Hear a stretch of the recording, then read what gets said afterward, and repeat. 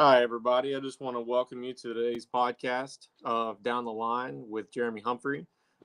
Today's podcast, we have head coach of Edison Wildcats, Mike Collopy, joining us today.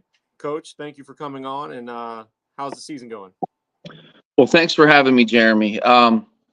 Season's going. We've had 2 games. We've had 2 rainouts. We were able to beat East Liverpool in our opener, and we lost to Granville last Friday. So we are, I feel like we're getting better every day. I really like the group that we have. We have a lot of young guys that want to be good, that want to be coached hard. So that's something that, every day as a coach, you got to bring your best because you know that they want to be coached and they want to be good. So we are scheduled to play Carrollton at home today at 5. It looks like the weather's going to cooperate, and we're excited to get a chance to get back out on the diamond. Nice. Now, just a little introduction about yourself. How long have you been coaching baseball at Edison? Well, my first year at Edison was 2001, and I was our superintendent, Coach Beatty's assistant for 6 years prior to me becoming the head coach in 2007. And I've been the head coach from 2007 to the present. Edison is a very unique school to coach at. Baseball is very important, and for somebody that loves baseball, there's always been the support. Going back when I was an assistant, I could see it, just from just from that standpoint, and then taking over as a head coach, it's very important to our community, and it makes it nice because that kids are growing up, throughout the youth leagues, looking up to your older players and wanting that opportunity to step on the field and represent our school. Absolutely. Now, you're also the football coach there too, right? Yes, I just finished. What's that? I just finished my 3rd year as being head football coach. It wasn't something that I really ever aspired to be. I loved coaching football. Growing up in the area, those are the 2 sports that I played the most.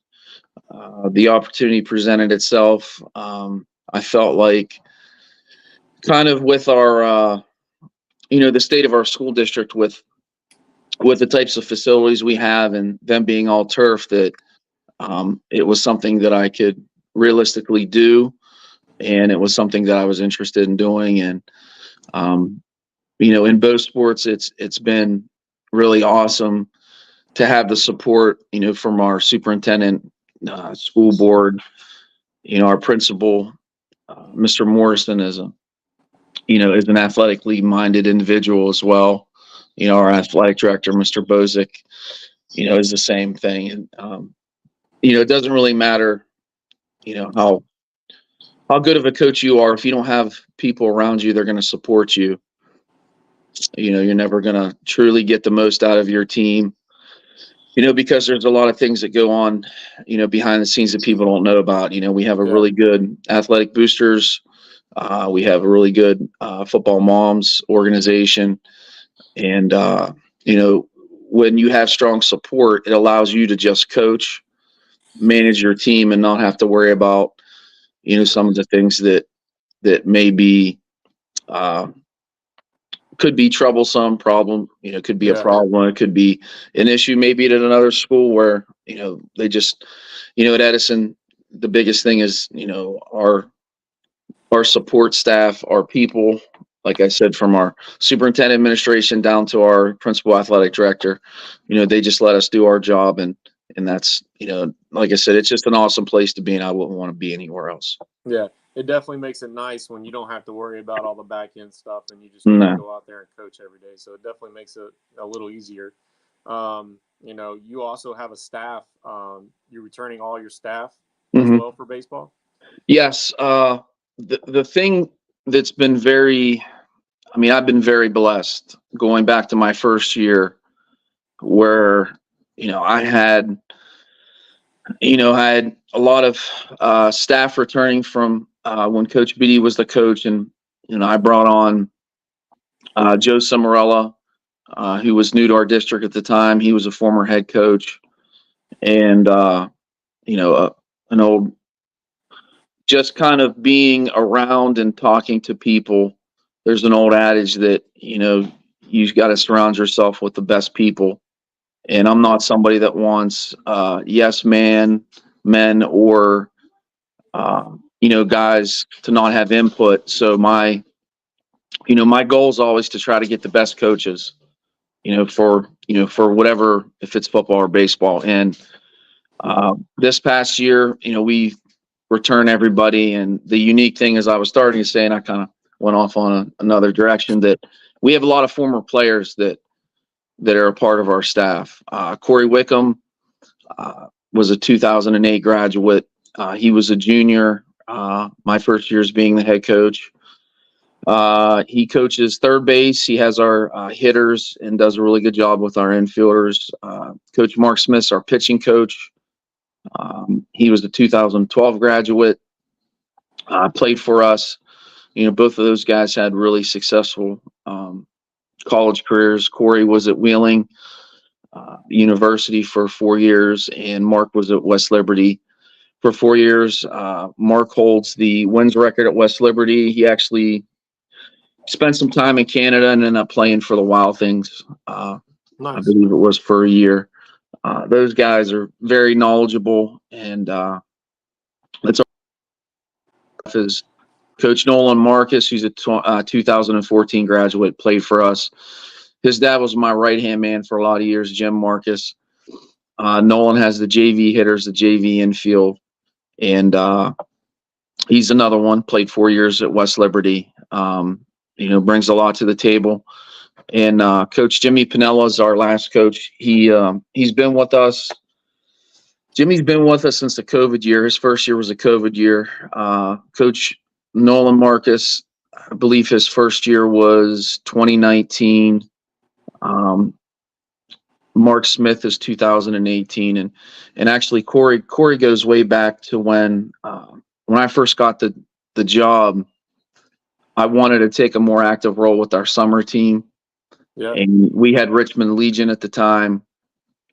So I talked to Coach Sam Davis, who was in charge of the Legion, and we kind of implemented our own high school summer team and played a lot of the same teams that our B team used to play. And Corey was in charge of that. So he's really, that started when he was in college. Yeah. So he's been around a long time. Yeah. Yeah.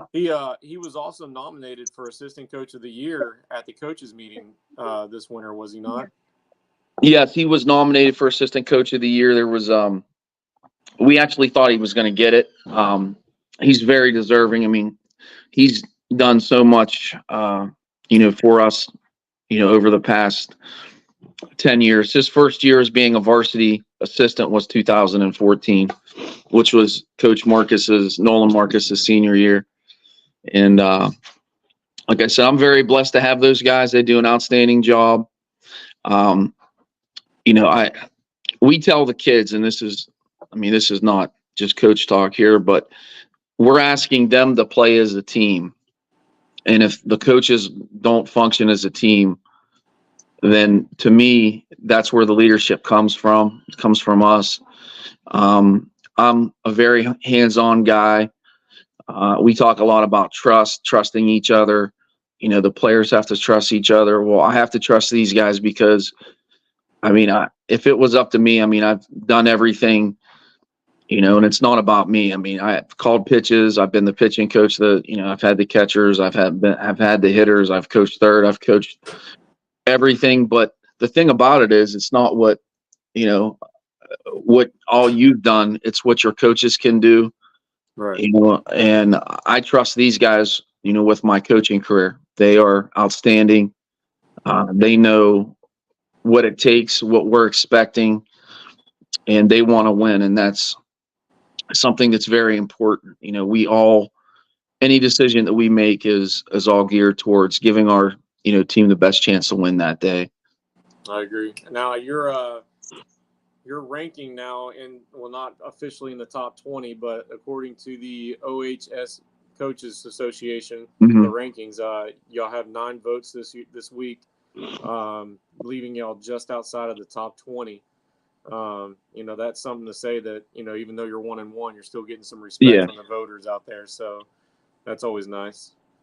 Yeah, we've been state ranked several times. We won the state poll in 2003. I think our highest finish most recently, I think, was either 3rd or 4th in 2012. We as much as that is cool and it's nice, you always want to be recognized, and it's nice to see that and promote your program. But at the end of the day, we say it once a year and then it's never said again. Everybody's there to win a state championship. There's no other reason that we are there. The kids want to win it, so being, having that in mind, that's our primary goal, but our process is to improve every day. Yeah. We have to dominate the day. Baseball is a game where, you're playing so much, the consistency matters. So we have, 3 basic goals: to get better every day, dominate the day is one. We want to win the week, and we're very present minded, but you have to be aware of the long term. And, it comes a lot of times, tournament play comes down to your seeding. There's a lot of things that go into making a run in the tournament. You have to get hot at the right time. Things kind of have to line up, and having, if you win enough weeks, that's going to give you a good enough record, to get a good tournament draw. And then the last thing is, we want to win the district. And I feel that once you get to the regionals, everybody's good. Again, it's going to come down to, playing well. You have to obviously have good pitching performance, timely hitting, solid defense. Yeah. You just need to have some things that go your way, and anything can happen once you get to the regionals. Absolutely. I mean, just take a look at what Harrison Central did last year with their run. They get past the districts, and then once they get to regionals, it seemed like some things went their way, and they made a really good playoff run. Now, let's talk about your 2024 season. Who are some of your returning players, maybe just to watch out for, or up-and-coming freshmen or sophomores that are getting their feet wet this year? Well, returning players, senior Liam Watson's returning. He started his sophomore year. He played last year.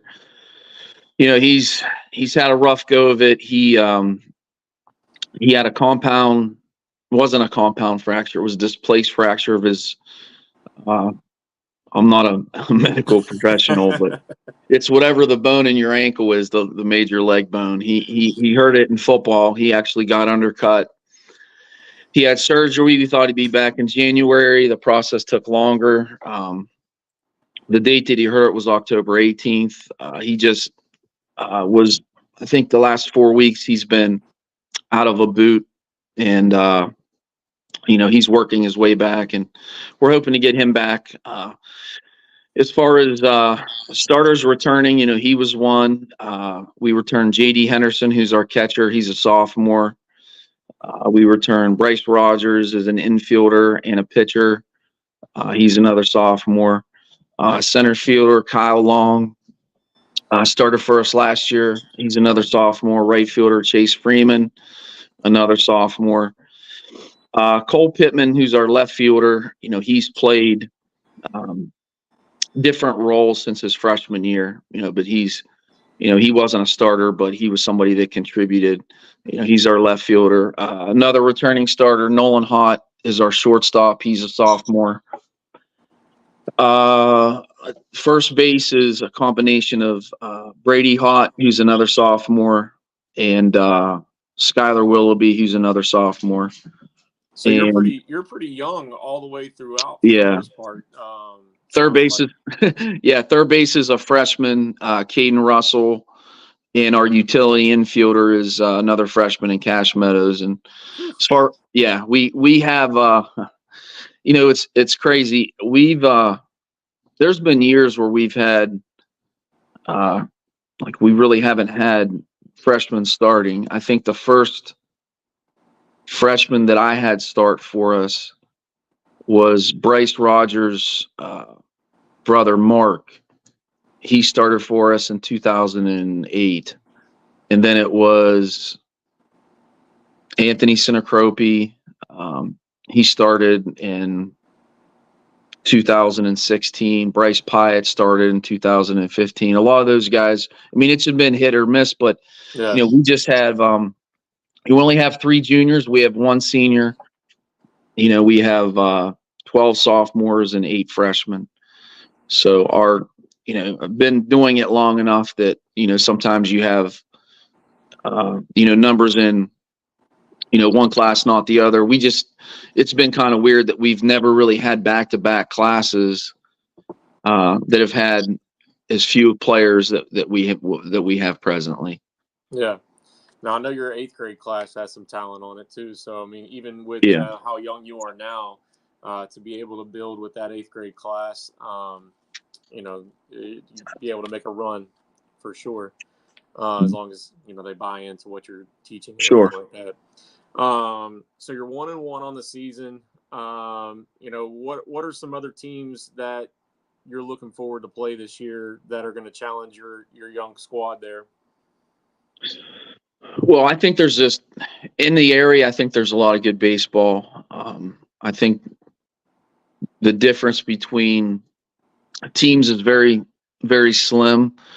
I think that, just in our own county, I mean, you have Steubenville, who's good every year. Toronto's good every year. As you said, Harrison Central just, made it to the state finals last year. Those 3 teams, and we, like I said, Carrollton today is a very, very good team. We scrimmaged them. They just beat Granville, who beat us on Saturday. They just beat them on the second half of a double header for them. It's just there's good baseball in our area. I think there's a lot of good area coaches. And it's a challenge every day. The thing about baseball is, you have to be mentally sharp every day. The good thing is, usually there's the distance between games is usually 1 day, maybe 2 days at the most. You're playing so much that, you can't get too excited with a win, and you can't, get too low with a loss. Yeah. You just have to gather all the things, all the information up, figure out what needs to be corrected, and you have to move on to the next day. Yeah, I agree. I'm looking at the OVAC standings now, and they got you in 3rd behind Creek and St. Clairsville, 2 really good teams. I know Creek is in the same boat as you. They seem to know how to reload and get their players ready to go every single year. Yeah. St. Clairsville, I've never really seen too much other than scrimmages, but that name always seems to be up there as well. Top 4 teams are St. Clairsville, Creek, yourselves, and Cambridge right now. Obviously, it's still early in the season. Yeah. Indian Creek is, and Coach, I didn't mean to cut you off, but Indian Creek is a very, very good team. Mike and I go way back to, we actually, played together in Little League, and he does a really good job. It's weird how we've coached against each other for so long that we've had different teams, where he was going through maybe his stretch where he didn't have baseball players, and as I told him, we talked, I think it was last week. I'm really happy for him because, he's got a group of guys that love baseball at Indian Creek, and they put in the work. They're playing in the summer, and they're a team that is going to do a lot of things this year. They have pitching, defense. I think they have guys that can hit. They're going to be very dangerous in the tournament. And it's weird because since we're not in the Buckeye 8, we had to kind of readjust our schedule. We're playing all the same teams, but because we're not in the league has certain dates that they play. So we're actually not playing Indian Creek towards the end of the season this year, which is rare because usually we play them between the second and third week. But like I said, they're another good team. St. Clairsville, Coach Sleeve has been there forever. We don't play them in the regular season, but we've always ran into them, in the postseason. There's been several years where it was us and them in the Buckeye Championship. I think we've played them at least 2 or 3 times in the OVAC championships. So, like I said, there's just, you can go up and down the river. There's a lot of very quality baseball teams. Absolutely. Like, I'm looking at your schedule now, and like you said, you got Carrollton today, and then you got Minerva on the 6th. And then you go on a stretch here where you got 1, 2, 3, 4, 5, 6, 7 road games. At Minerva, at Coshocton, at Steubenville, at Ferry. Those are all local Ohio teams that do really well when it seems like every year. So your stretch there it's a pretty good little run there. Yeah. And it's, when you make your schedule, the main thing is finding dates that work. And then it's, with baseball, it's, you're playing twice. It's 1 home, 1 away. It just kind of happened to work out that way this year. And, we, it is whatever it is, whatever the schedule is, we're going to play. And, obviously it would be nice to play every game at home, but that's not the case. So we'll take whatever the schedule is and we'll do the best we can with it. Absolutely. Now, do you do any tournaments or events where you get your players out there, like a PBR or just some type of thing to get them noticed during the season? We have not. We have looked into. I know I talked to Coach Valesco, and he was going to try to have a PBR event. He was going to try to host. I wanted to host one this past year. We have not done that, but that's something I'm really interested in. I think PBR does a really good job of promoting players, and we've had kids that have gone to their showcases and worked out. I think that their communication with the college coaches and just getting, players measurables and, all the information and the things that college coaches want to have out to them is something that, like I said, that they do a really good job of. And that's something that we are definitely interested in. The opportunity hasn't presented itself yet, but that's something, we're definitely going to take part of in the future. Yeah. Nice. I definitely agree that the PBR team, I met a couple of them last year when they came to Toronto. Really good guys. Always, they seem to be in it for the right reasons. And their main goal is to promote, your team and your staff and everything like that. So they definitely do a really good job of doing that. Let's stick with that PBR and recruiting category here. Recruiting for your guys. I know you're young, so do you have any guys that have gotten out there in the summer that have gotten a little bit of notice? I believe we have. We have Bryce Rogers. He's an infielder and a pitcher. I believe he's kind of turned some heads. JD Henderson as another sophomore that we've had that they've both of those guys have garnered some interest. Kyle Long. It's funny, recruiting has changed so much. When my first year, it was still, the landscape was way different. And I remember our best player on that 2017, we were we were very lucky. I was blessed because Coach B, when he retired, he left us with a very good team, and we were fortunate to make it to the state tournament. We lost 2-1 in extra innings in the semifinal game to Springfield Kenton Ridge, and Aaron Hill was our best player, and he's now at Central Michigan. And when he was going through his recruiting, it was my first year, and I remember sending DVDs out to colleges. So yeah, and so now it's changed a lot, and most recently. Guys that we've had go on, it's coaches, baseball coaches are like football coaches. They want video. So we're sending video a lot, to colleges that they're interested in. With our guys, our sophomores, the amount of guys that we have that I think will have the opportunity, we're going to get them, to showcases. PBR one, is definitely one that I'll send our guys to, and I have sent them there before. Yeah. It's something that you want to get more bang for your buck. And as I talk to our parents, they have to understand that their child and their sons, we have to match up basically their capabilities, what they project, to a place that is going to get them noticed with those types of schools.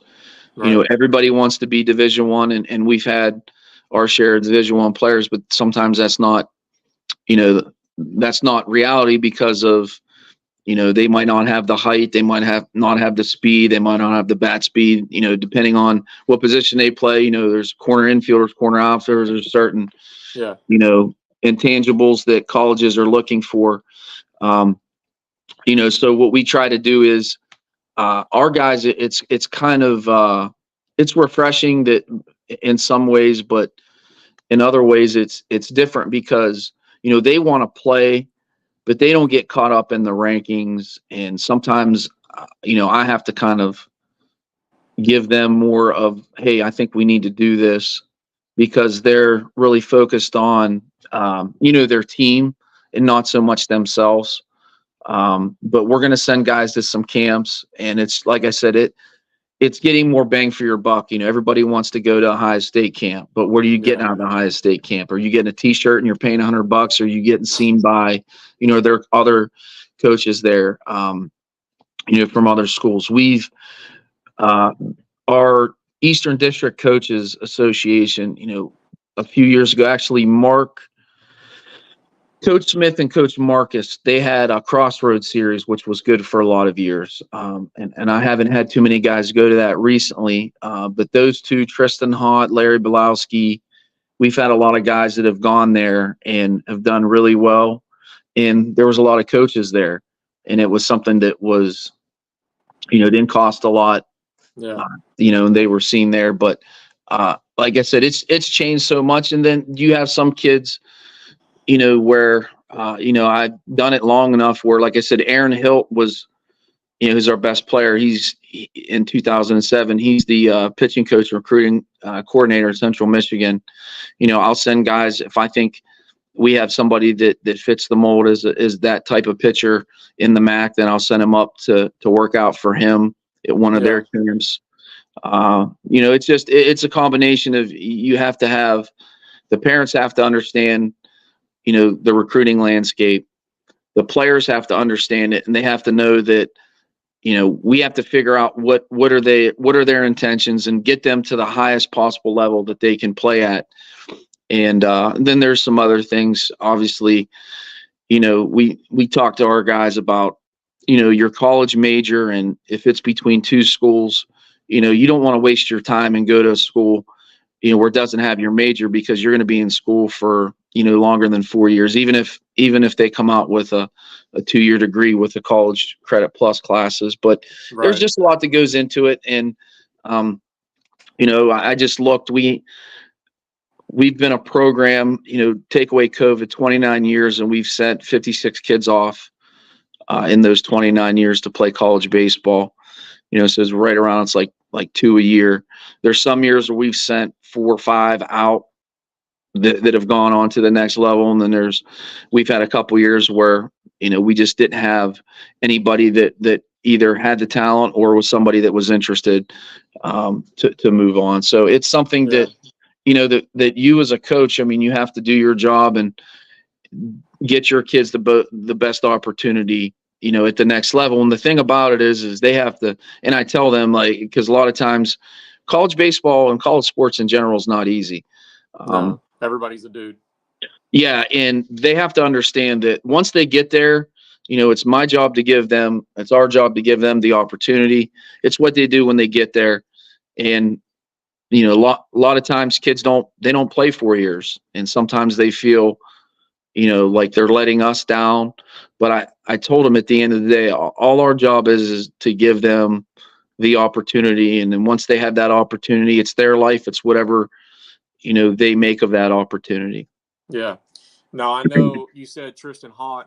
He's at Wright State still, right? He was at Wright State. He just finished up. He had a really good career at Wright State. We have Larry Belowski. He's at LaRoche right now. Larry, man, he was probably one of the best players that I've ever coached. He could play literally every position.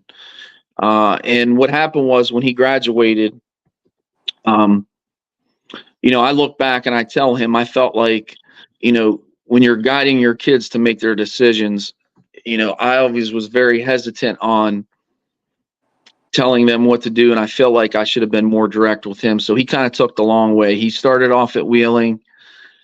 He left Wheeling after a semester. And then, I was in contact with some MAC schools because he had the ability at the time that I thought kind of, translated to that with what his skill level was. Yeah. And then he ended up at a JUCO in PA, and now he's at LaRoche. And we have Hunter Rothacker, who's at Potomac State. Hunter was one of the guys that I sent up to Coach Hilt. He was at Eastern Michigan at the time. I had him there, and I think he worked out for Youngstown State. But Hunter battled some injuries the end of his junior year, and he was pretty much, we didn't know it, but he was injured throughout his whole senior year. And he actually was hurt. The initial injury would have been the summer going into his senior year. So he pitched for us as a junior, got hurt summer going into his senior year. And then he's just now coming off of Tommy John surgery, and he's looking to get back going here. I just talked to him last week. He'll be ready for the summer. Yeah, but he's throwing a little bit now from what he told me. Yeah. Well, that's right. He's coaching for you guys too. Hunter's both of those guys. I mean, we're so lucky. We've had some really, really good kids. It's neat to see them. We used to have Hunter at baseball camp, and I used to kid him and Gage Klein. I said, hell, when those guys went to our baseball camps, their heads were the same size as they were in high school. They were enormous, and he was, he was just the kid that loved baseball, and he still does. So we're happy for him. Yeah, I can definitely tell that with everything that you've done with Hunter and Braden Moses for that part. Two baseball guys that seem to enjoy coaching the little ones too. So yeah, Braden's coaching my 10U team, and Hunter's coaching the 11s, and I can't thank you enough for putting them in a position to knowledge wise to be capable of doing that. So thank you for that, for passing them along to me. No problem. And one thing about Braden, Braden was he was very unique in that we saw his talent from a very young age, but he didn't really, I feel like he didn't have the confidence and didn't believe in his talent until he got about midway through his junior year. And he was I think he was third team All-State or second team All-State for us last year. I don't like putting numbers and saying this guy was the best, but I'll put him up there with any of the shortstops we've had. He is one of the better shortstops that we've had. He was a very unselfish leadoff hitter, and, he handled the bat well. It was whatever he needed to do to get on base. He could run, and he really understood the game. There's things that you can teach guys, and as a coach, I mean, all you do is you pass on the knowledge that was given to you. But he understood the game. He had a lot of natural instincts, and we saw that even back. His freshman year was the COVID season, so he didn't have a freshman year. And I remember seeing him, do some things. He just was very knowledgeable, and we're excited for both of those guys. That they're coaching for you, and Braden's actually coaching our middle school team. Yeah. So we're happy he's a part of that. Yeah, he's definitely taken a good role as a mentor and a leader for for not just his team, but for all the teams. Like I can break down and, you can give, like, when you coach your practices, Yeah. This coach has outfield, this coach has infield, this coach does bunting, this coach does opposite field, hitting. Mm-hmm. I can delegate Braden to do some things that I can now focus on some other things. So he definitely has the insight. He's our bunting coach. He teaches bunting. He's phenomenal. Yeah, he just knows how to lay it down. Yeah. So, any other players that you have out there that are in college right now that are? Well, B started off at Bethany. It just didn't work out for him.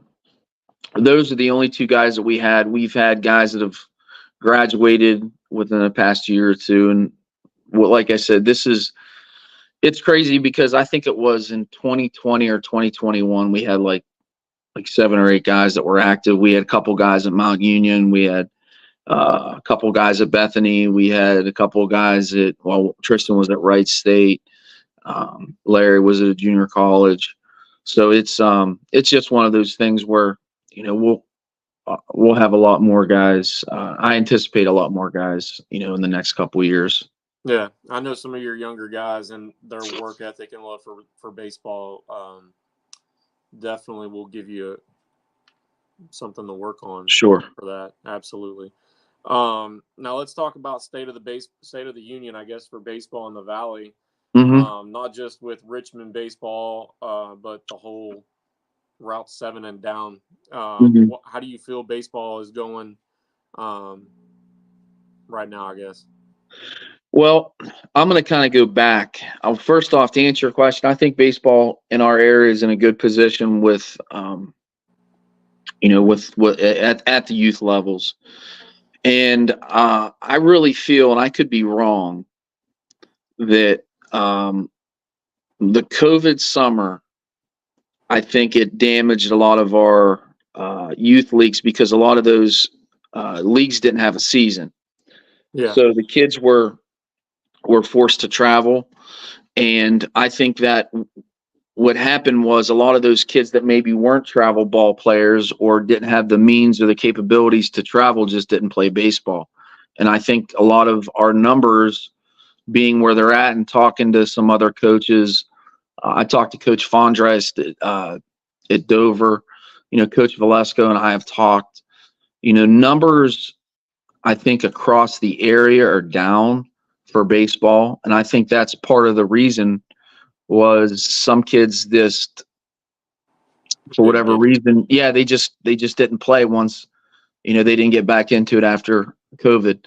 But I think that the numbers are picking back up. I know for us, we have 24 kids on our middle school team. Wow. We have 24 kids on our high school team. So we have as many kids in 2 grades as we do in 4. I really like the other options that there are out there besides just playing in your youth league. I think that Anthony Pira does a good job with JC Elite. You have your organization.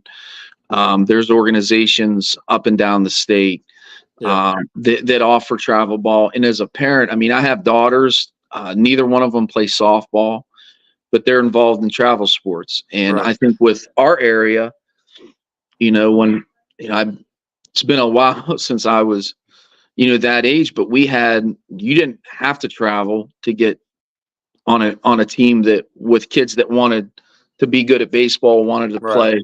We had all-stars and all that stuff. But I think for me as a parent, you want to give your kids the best opportunity to have good coaches, and to be on teams where kids want to be there. And I think kind of that's where travel's at, where you have to make a decision if this is the best for your child. And the other thing too is, with the amount of coaching that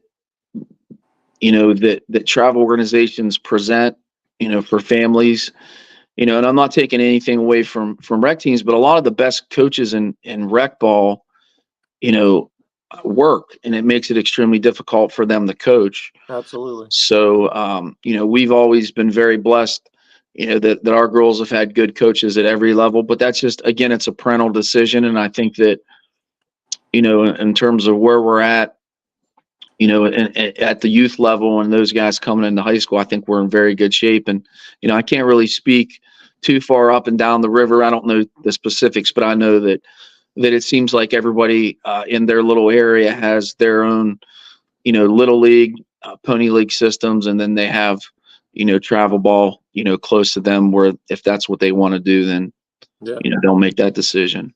absolutely.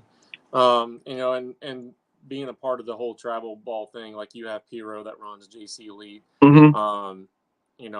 I'm technically a dad. Yes. I don't like to consider myself a dad coach. But when you break it down, that's what you are. And I think in order to have a good organization where people want to come play for you, it's nice to have coaches like Hunter Rothacker and Braden Moses. And even I have a rover coach that kind of bounces back and forth, who doesn't have a kid on the team. So he kind of bounces back and forth with Coach Marino. And I know there's some other organizations, like you said, down the valley that don't have maybe the youth coaches, the younger guys coaching their teams. But at least some of the dads that are in there, like Ohio Valley Express, some of their coaches are Lindsley coaches, and some of their dads coached at either Wheeling University or Jesuit, whatever. So I just think that when parents are looking to get their kid out into a higher level of baseball, they need to take a look at, all the aspects and not just what the price is, but look at everything that they do that's involved with that. So, well, I'm going to kind of go back, and I don't know how I came off, and I didn't. you're good. No disrespect. My dad was my coach growing up, and he was somebody that, he played baseball. He coached baseball down in Florida. He was an outstanding coach. And most of the coaches that you're going to have at the youth level, are fathers. Yeah. The girls that, my girls have played for about every organization they've played for, except the two that they're playing for now. One's in travel volleyball down at OVVC, and the other one plays for, she plays travel soccer out of Washington, PA Victory. Where you get to a certain level where, they have, those are both of their coaches are college players, former college players. So I didn't want to. There's no disrespect. No. Yeah. Because like I said, I mean, I have a lot of respect for youth league coaches. I just know that, like we were talking, it's just very tough to coach. It's tough to make the commitment. And if you don't have a job that, you could be the best coach in the world, but if you don't have a job, in a family that allows you to do that, then there's no opportunity for you. And I was very lucky growing up that I've had, I had really good coaches starting in little league all the way, through high school. And, that's one thing that I think you just kind of, you've been there as you start your career as a coach, you kind of evolve, and the thing, you just try to take the best of everybody that you've ever played for, from, for me, it was little league all the way through college, where, you just try to take the best of each of them, and, maybe how they got their points across, how they taught the game, the fundamentals to managing a team. And that's just something I think that as you get older, you just try to, you try to not emulate them, but it just kind of becomes who you are. So I just didn't want to, like I said, I don't know how that came off. With all the videos out there with Mark Paul baseball or MP3 baseball, whatever he's called on TikTok, and some of the other videos that are made by other people, they always call out daddy ball and different things like that. So you didn't. No, you're good. I understand. People work. I'm fortunate enough to work in an industry where I'm able to kind of like do my own scheduling and stuff like that. So I can take time in the morning time to do this with you, and then I can get some work done, go coach, a couple practices, and then I can come back and do a little bit of work. So it benefits me where it doesn't benefit some other dads, and kudos to them who can make the time to do that. And back to your coaching style, I agree with what you said. Like my dad coached me all the way up until high school ball, I guess, for the most part. I've taken a little bit what I've got from him, and then I'll be honest with you. I learned how to coach and how to teach the game from Jeff Bear. Mm-hmm. He kind of taught me how to train the kids Mm-hmm. and how to talk to them a little bit. And then I molded how to manage the game from Coach Perkins. Mm-hmm. I've taken some from Coach Bear, some from Coach Perkins, and some from my youth, and some from videos that I've seen and that I was able to teach myself, and kind of molded my own style and philosophy. But, as you know, things change, styles Yeah. change, and From we're year to always year. adapting. If you're always trying to learn something different, and try to get your point across a little differently than maybe in the past. So I completely agree with you there. I'm sorry, I didn't mean to cut you. No. I was going to say that the thing that you're only. I think this is you talk to anybody that's coached, you're only is like your qualities. You're only as good as the people you've been around. And man, like I said, I'd be selling, the interview short if I didn't mention some of those people, because, I feel like I'm probably one of the luckiest, coaches, out there. Like I said, I grew up, played for my dad. He taught me so much. I had a really good high school football coach that I learned a lot from, and Coach Greg Bain, and playing Legion, and locally, it used to be, American Legion baseball, and I played for Post 33. It was, growing up, looking at those guys, they were like basically minor leaguers. It was so important. And I played for Coach Chuck Watt, our principal Matt Morrison, who were excellent baseball guys. I played for Coach McConaughey at West Liberty, and then I was at Harrison Central with Mike Saffel for a year. Well, actually for 2 years. I was with him at Harrison Central for a year. And then we were actually at Lakeland, which was part of the consolidation of Harrison Central. And then I learned so much from Bill Beatty, being his assistant. And it's kind of funny because I came into it like most young guys, thinking I knew everything, and just kind of like I was ready to coach. And man, the amount of the way we broke things down to the simplest. I'm talking like diving back to first base, back corner of the bag, guys to the outfield. That everything was so that I was just so lucky to learn, how to coach the game, because you can understand the game and you can be very knowledgeable, but if you can't teach it and you're unable to coach it, it's something that, I just been so lucky to be, to have so many good people that I've been around, to kind of show me, I guess, how to do, how to be a good coach, and, fundamentals and discipline and all that other stuff. But yeah, it's been pretty cool. So I didn't mean to cut you off, but I just No, wanted you're good. Yeah. No, I'm just gonna piggyback off of what you're saying there. Like, with Braden, he's a very intense player. When he's on the field, like he's the vocal leader. He's gonna let you know when things are going good and when things are going bad. And one of those things of being a mentor to him, you recognize some of the stuff that he does in practices, and he teaches it very well. But that intensity comes out sometimes that you got to be like, hey, remember they're 9 and 10. Like, Yeah. Just teach it, lower the level down a little bit, because you can't expect them to make the plays like you would maybe a high school or college kid, to make. So we gotta teach them, and so we have to pump the brakes on him a little bit, because his intensity gets a little overbearing. I love it because you know what, Coach Smith and I and Coach Wick, we always talk. I'd rather have to kind of calm guys down and tone them down a little bit than have to constantly feel like you're trying to get the intensity out of them. And that's how he was as a player. We had some leaders last year. He was one of them.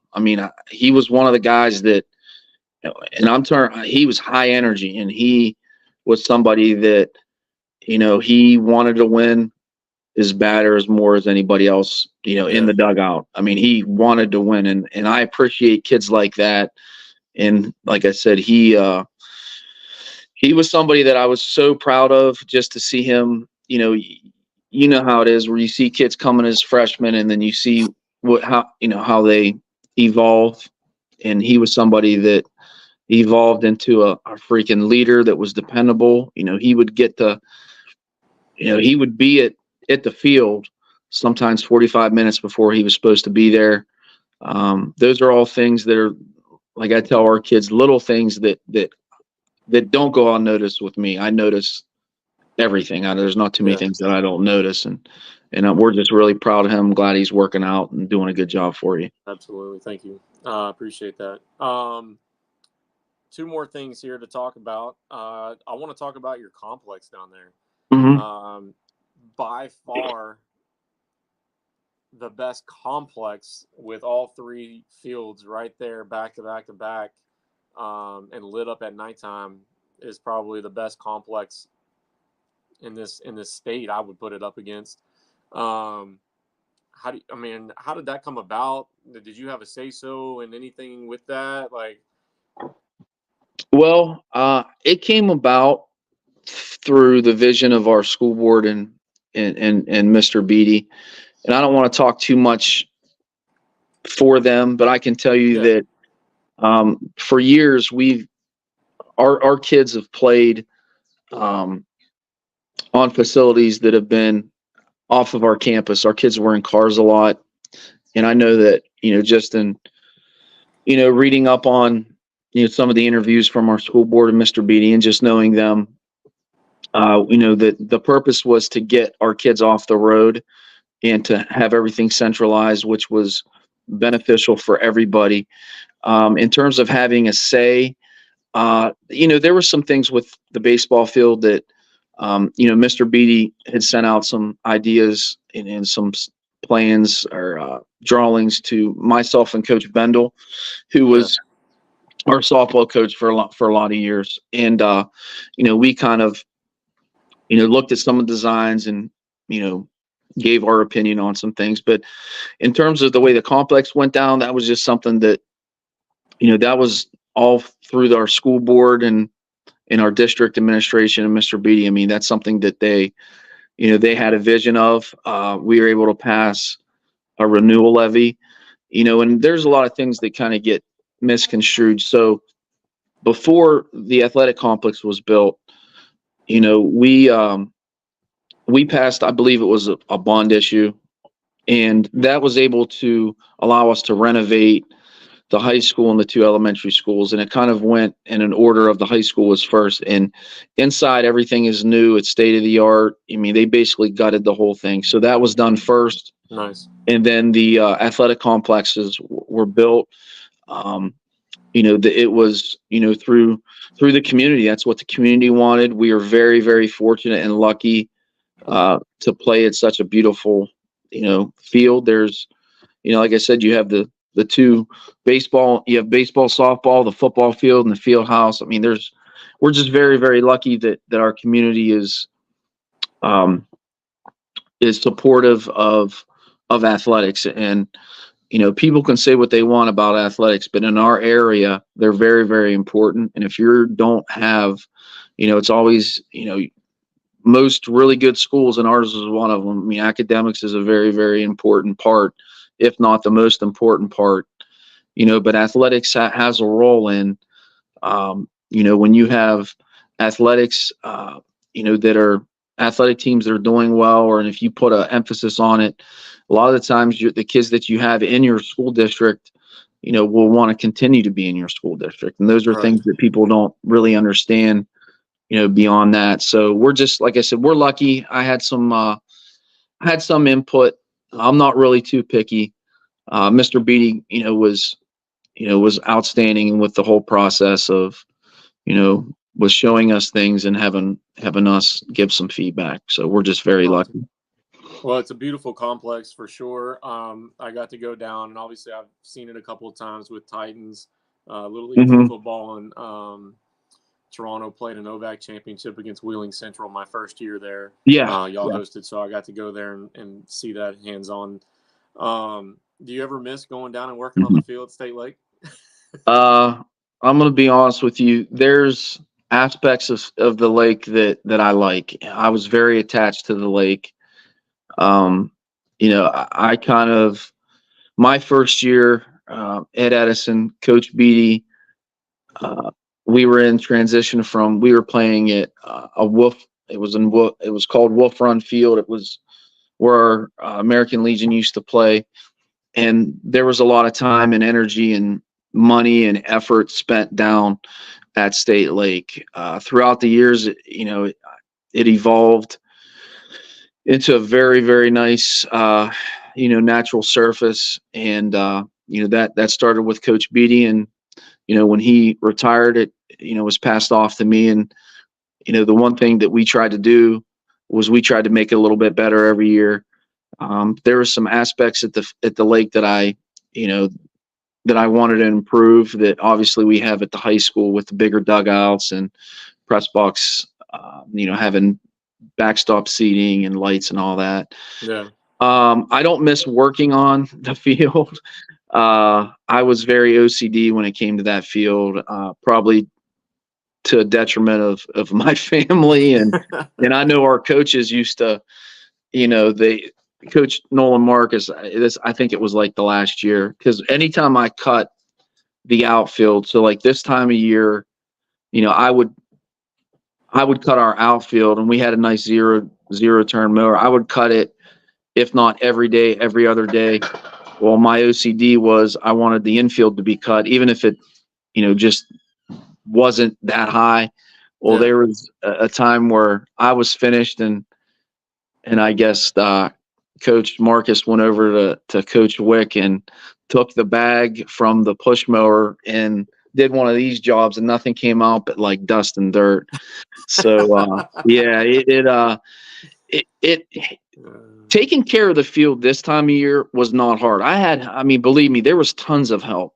Yeah. But those guys put in so much time that I never wanted to ask them to do anything outside of our season. So once we hit June through November, there was times where we had to go down there because we had a problem, because one year we had, I think, some type of brown something fungus that attacked our grass, where we had to seed the whole outfield. We had to aerate it and all that stuff. Yeah. And they helped me do that. But it's just, it was very stressful, not during the season, but from, June to November. And, with drought and, Dan Houck Lawn Care took care of us down there. It was the absolute best. But when we sat down, you guys play, you sit down there so low that everything, the moisture just kind of sits on top of the grass, which leads to, some issues, with burnout, with disease. But, I there's some times where I'll catch myself missing it, but I haven't gone down there too much because, it was a place that I spent so much time that, really, there's only a few other people that I know that would have spent that much time down there. And it was something that, I enjoyed, but we're so lucky to have what we have. Like today, there's probably wouldn't have been a very good chance of us playing today, but because we have turf, it's going to quit around 1. We have a game in 5. We'll be in great shape. But how do you guys like playing down there? Or? We enjoy it. Obviously, the field, the dimensions are a little too big for some of the younger kids. We have to put a mound out there on the grass, right? Which I don't like doing, because when they land on their plant foot, now it's tearing up, where they were landing. Yeah. So I have to aerate it, reseed it, and kind of like treat that little spot that we did from a couple of weeks ago. But as far as like getting down there and practicing, we love it. We love seeing the grass infield. It wasn't used for about 1.5 years after y'all left and went up there by the it was a mess. So it took a little while. I had dirt brought in this year at the beginning. So we've gotten home plate. We've got the baselines leveled out now. Now we're just got to fill in some of the low spots on the infield part. Yeah. The grass is growing great. Probably need to get a roller out there and have a company come out and roll it just to be safe. But here's the best thing about it. Last year, no snakes. zeros, and snakes. Well, there was probably tons of snakes around there because there was the last year we played on it was 2019. 2020 was COVID, and there wasn't a whole lot of action. So those critters were probably all over the place. I haven't seen a single one. So I feel bad because it's crazy. So 2020 was COVID. 2021 was our first year at the high school, and it flooded twice. Yeah. I think it was twice since I've been at Edison, and both times were major floods. It was once in 2004, and then it was in 21. Yeah. And I feel bad because it would have been in way, like, you wouldn't have had to do as much. It took, I mean, I'm sure when you went down there for the first time, it washed all of our crest red brick, our warning track out. It washed out basically both the baselines. The mound was washed down. Yeah. And I'll have to send you pictures of what it looks like now. Cool. Like I said, we finally got the baselines up to par. Still kind of working on home plate area. Yeah. I know when we first got, the mower out there and got everything cleared out with home plate, I lifted that drain levee there and was able to, like, get some of that crushed red brick. Get that out of there. And so, the warning track needs some love for sure. We had extra material behind home plate, but it's still there. Is it still there? We've used some of it. But I mean, with the way the washout worked, it took out so much. You need probably a couple truckloads. I'm sure it was bad. I mean, so like I said, my emphasis wasn't on really the warning track; it was the playing surface. Yep. So now that we have the playing surface where it needs to be, I can start kind of like working on the warning track area and getting it up to par. I mean, it's still in great shape. Once you got the grass off the infield, and got a nail drag on it, all that good surface and good material came right back up. So, well, if you want to roll it, I used to rent. Those guys would make fun of me. I would rent a roller from General Rental, and they would drop it off, and I would try to roll it. Some years I could do it like on a Sunday. Some years I could do it. Like, I could do it when we were on there, and there were some years where it was like we started practice and I was still like a third of the way through the outfield, and they're like hitting balls into me. When I would roll the outfield, I would roll the grass, the edges. Yeah. And that helps out a lot because how it is, man. When you go from the winter season, you have all that freeze thaw. It just makes it kind of crazy with getting little divots and ruts and humps on the grass, and that just smashes it down and makes it pretty good. But yeah, I don't even know. I can't remember. It wasn't too expensive. They'd drop it off and I tell them I need it for a day and they'd pick it back up. Yeah.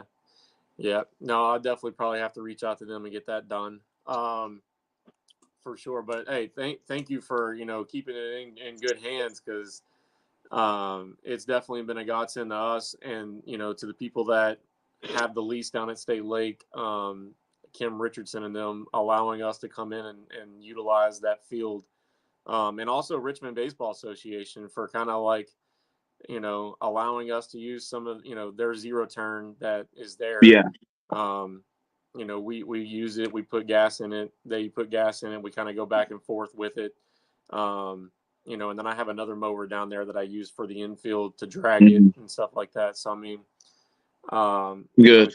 It takes a village, and so far this agreement and deal with Richmond Baseball and Kim Richardson has worked out pretty well in the first couple of years. So thank you to them. I'm just glad you guys are able to use it because I mean I didn't want it to I didn't have any like I said, I think JC Elite used it for a little bit, but there was nothing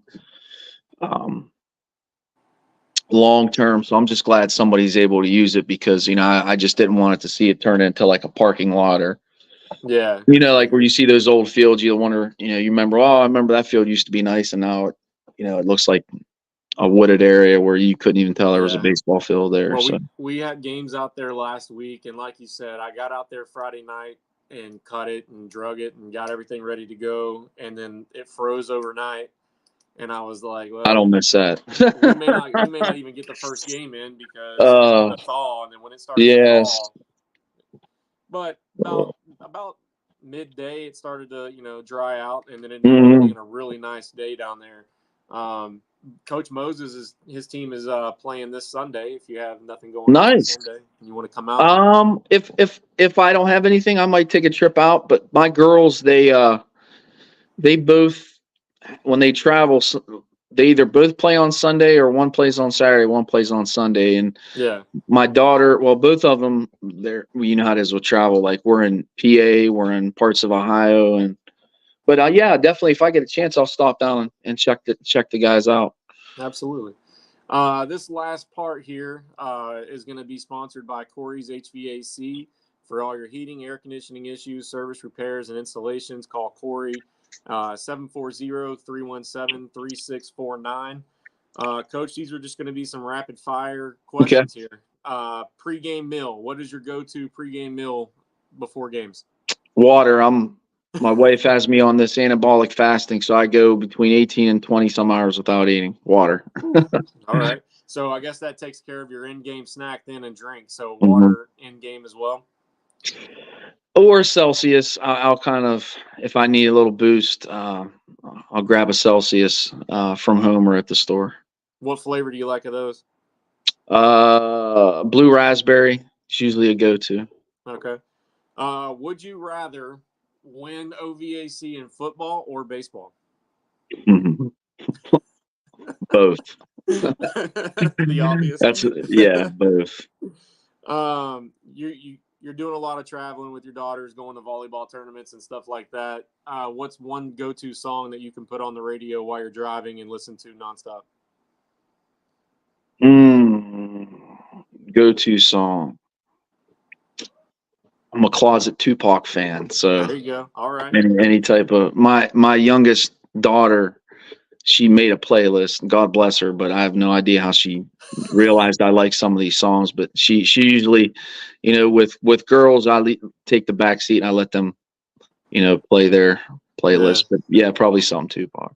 All right. Now, you have a day off from volleyball. You have a day off from baseball and football, which probably doesn't seem like a whole lot of days. What's a hobby that you like to do on your off days? Cut the grass, probably. I don't really have a hobby. My wife will tell you I'm probably somewhere on my couch or recliner, watching sports, probably. All right. Coach, thank you again for taking time out of this morning. I appreciate you stepping in. Can't say enough about what you're doing out in Edison. Keep up the good work. Good luck for you and your players for the rest of the season. Maybe we'll catch back up towards OVAC finals or something like that, and we can jump back on and kind of go over the season and see how it went. Sounds good. Well, I appreciate you having me, and good luck to you guys going forward with your travel teams. Thank you. I appreciate it. Good luck today, Coach. All right. Thank you. Take care. Yes, sir. You too.